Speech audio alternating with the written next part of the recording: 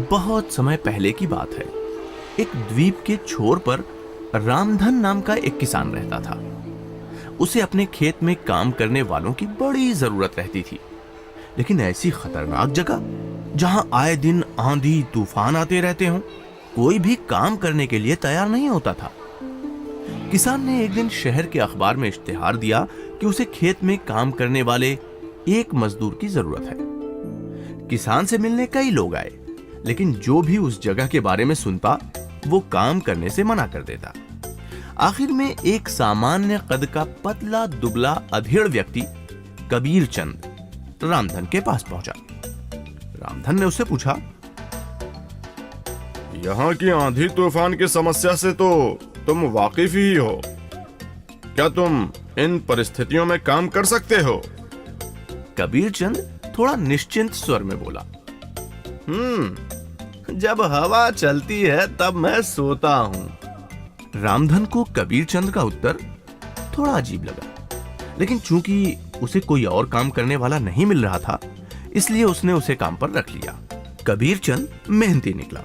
वो सुबह से शाम तक खेतों में मेहनत करता और सब काम को समय से पूरा करता। रामधन भी उससे काफी संतुष्ट था।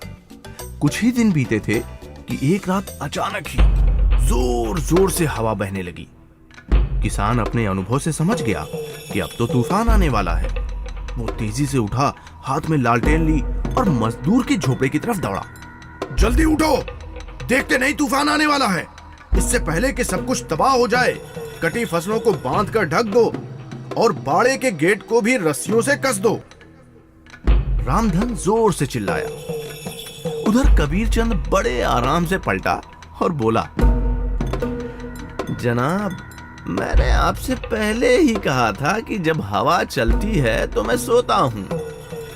ये सुनकर रामधन का गुस्सा 7वें आसमान पर पहुंच गया।